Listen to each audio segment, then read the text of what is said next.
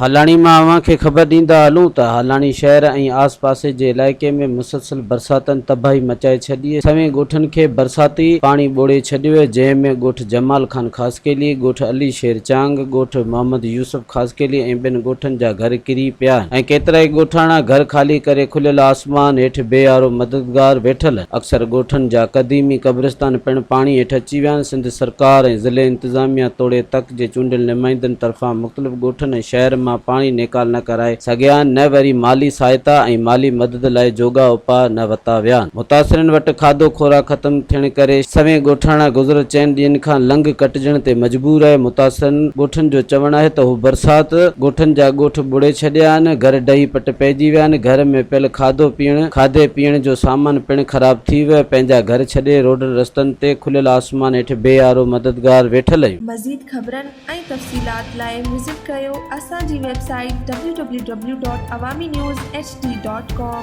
ऐं ॾिसंदा रहो अवामी न्यूज़ HD।